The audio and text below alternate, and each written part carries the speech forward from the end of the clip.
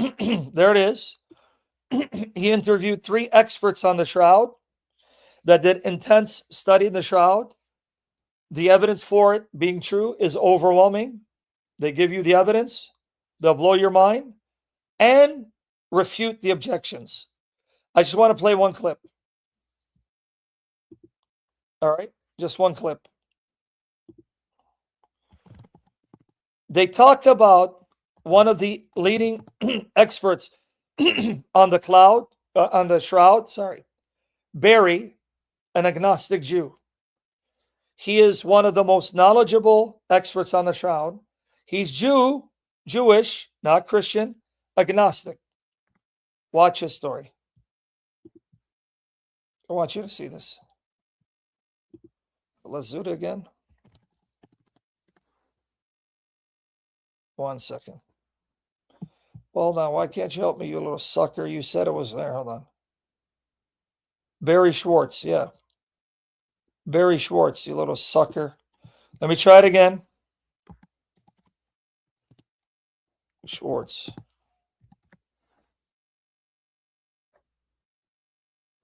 Okay, you ready? Let's listen to a story. He said, yeah, I think it probably... Limestone.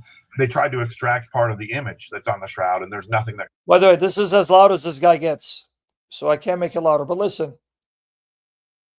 Comes off of it because, as Dale said, it's a superficial image. It really doesn't exist. So they weren't able to actually extract anything off of the image itself, but they found pollen, limestones, and stuff like that. And so you're exactly right, Mike. And you said there was actual blood and bodily fluids on it, correct? Actual blood, body fluids on the shroud. Listen. So that's how I finish my talks. And I'll never forget. I was talking with Barry. As you guys know, Barry professed not to be a believer. I think he might have been a closet. Barry Schwartz, not a believer. He's ethnically Jewish. He's one of the leading experts on the shroud. Look what he tells Mike Licona. Christian myself, but that's just... No, I asked him about that. I asked him about it when... I directly asked him about it. Yeah, I asked him, I said, now you're Jewish agnostic, right, Barry? And he said, yes. And I said, now you think the Shroud of Turin, do you think it's authentic? He said, yeah, I think it probably is authentic. Do you think it belonged to Jesus? He said, I don't know, but I think it probably did. Look. And I said, well, do you have any naturalistic explanations? He said, nope, the resurrection is probably the best explanation for it. You hear it? An agnostic Jew, he says, the best explanation for this image that you cannot explain away naturalistically, maybe it's the resurrection. Best explanation. He's a Jewish agnostic. Look what Mike asked him. I said, then why don't you become a Christian?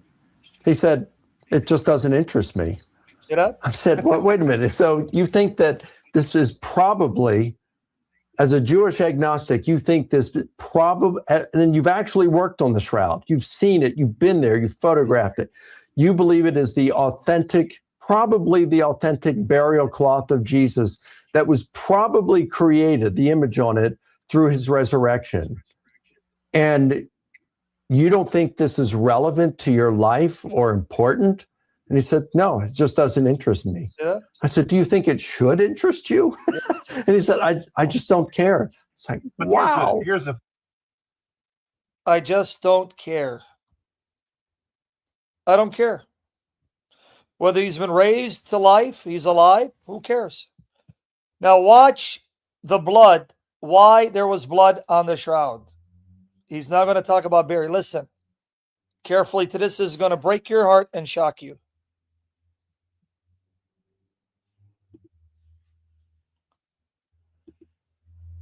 Break your heart and shock you. Watch here. Here's the thing. That was his shtick, though. That was what made him such a valuable speaker on the shroud. Was he literally told me, he goes, Dave, I don't have a horse in this race. I don't care if you get saved or not. I don't care. You know, and that's what made his appeal to it so amazing. Was it's almost like enemy testimony. You know what I mean? But there was certainly an unsympathetic expert. Yes. So I asked him. I said, okay, why do you believe the shroud to be true then? If you have no horse in the race, you know what I mean? Like, why? And He's asking Barry Schwartz, why do you believe it's genuine? It's authentic. Listen to what they discovered about that blood. It's going to break your heart, what Jesus went through, but it's going to amaze you. He's alive. He's alive. and his answer has stuck with me to this day and will be for the rest of my life. He said in 1978, Alan Adler and I were walking side by side. They came in the room 2 by 2. As soon as they turned the corner, Alan's another Jewish man. So as soon as they turned the corner, they both said out loud to each other, "It's a fake." I said, "Why'd you say that?" He goes, "Because the blood's still got a reddish shade to it, and everybody knows that when blood oxidizes, it turns almost black. You know, it's See it? The blood color is still red. They thought it's proof it's a fake because blood, when it oxidizes, it turns black. But then they realized something amazing blew them away, convinced them it's real. Listen to this. Why was it red? such a dark brown that it's almost black." And he goes, "The red blood was significantly pointing to the fact that this is some sort of fraudulent claim that it's his." And he said for 30 years, all the evidence kept pointing back to its authenticity. So one day, Alan calls him and he says, "Barry, are you sitting down?" And Barry said, "No, I'm driving." He said, "Well, pull your car over." And so Barry said, I pulled the car over and I said, "What is it?" You know, because he's like, "Why are you making me, you know?" And all of a sudden, Alan says, "Barry, I know why the blood is red." And Barry said he was like, "Man, I saw 30 years of research go past my face, like, you know." And so he explains it to me. Alan started volunteering for some body farm where you can donate your cadaver to science, and they'll, you know, put a body under a tree or in a trunk of a car, or lay it in a bed, or lay it in a lake, and then they'll document the decomposition process so that when an investigator finds a body under a tree, they can do reverse forensics and say, "Okay, this body's been here for 2 weeks and 2 days. Who went missing 2 weeks and 2 days ago?" And they can solve cases that way. It's a pretty cool science. Not for me. I'm not. I think I'd vomit every day that I'd show up for work. But anyway, so those that just as long as the experiment doesn't reach a dead end. Oh, yeah.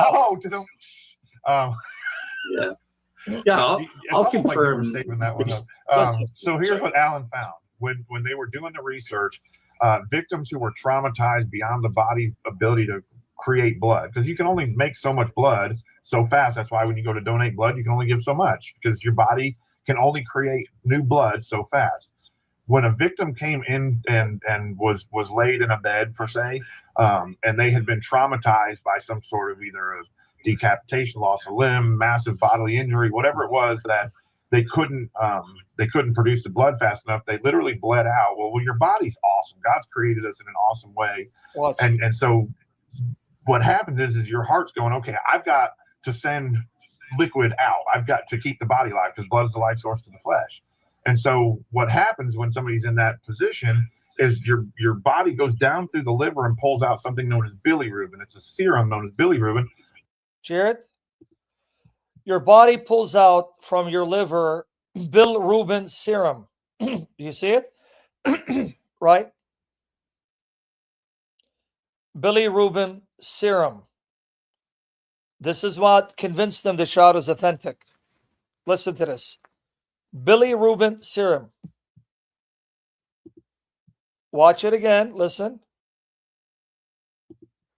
Your body goes down through the liver and pulls out something known as bilirubin. It's a serum known as bilirubin, pumps it up to the heart, and the heart begins pumping bilirubin out, trying to keep the body alive. So when a traumatized victim's laid down, after they're dead, what's actually coming out of their wounds isn't necessarily blood anymore. It's a serum known as bilirubin.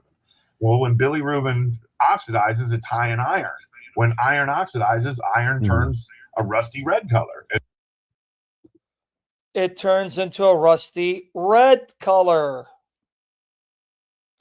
But you understand what that means, right? Jesus went into such trauma, physical trauma, that his body dug into the liver to bring out bilirubin serum to keep him alive from the physical trauma of the beating and the crucifixion. That's the pain Jesus went through. Which is what we find on the shroud. So 2-day-old blood, 2-week-old blood, 2-month-old blood, or 2,000-year-old blood, still remains a reddish tone. And so he goes, that was the last piece of evidence that I needed to be convinced. Well, let me just go ahead and tell you, throw the shroud away. Let's just say it's not true at all. You know what I mean? Just throw. That day, it hit me what Jesus went through on that cross, because according to the Old Testament, he had to match the sacrificial laws in order to be the perfect sacrifice. Blood's the life source of the flesh. He was God man in the flesh. And I think when he said it is finished, I've heard a lot of really good sermons on it is finished. But that day that Barry told me that about the bilirubin, it dawned on me that's most likely what we're looking at on the shroud is when he was bleeding out. And John said, I saw blood and water come from the pericardial event. What he was actually bleeding out wasn't even blood anymore. He had literally given his last drop of blood sitting on that cross, hung on that cross. And he said, it is finished. And Mike, that rocked my world, man. And so he gave every last ounce of his blood, which is why the liver had to now pump out bilirubin. And it's high in iron. And when oxidizes, it becomes rusty red. And then so that Jewish guy and his friend, they were convinced this is authentic. Shroud is authentic. I always close my talk. I'm like, look, have you given Jesus at least 51% ownership of your life? Because if you're a business owner, you know that at 50-50, you still have to go to a board meeting. 51%, whoever has 51% gets say. What about 60%? Can we give him 60%? What about 62%? How about if we challenge this to go 71% of our lives that is dedicated to getting him full? I just challenge people, because that day that challenged me. So like I said, just throw the cloth away, and let's say it's not even whatever. It doesn't change what he did on the cross for us on that moment. So that blew me away. That's okay. That changed. I was already a sold out Christian. That made me even more just. Amen. I gotta try and. I tell people I'm going to spend the rest of my life trying to repay him for what he did. Amen. I'll never be able to do it. Amen. I can't. Amen. But watch me try. Watch me. So there you go.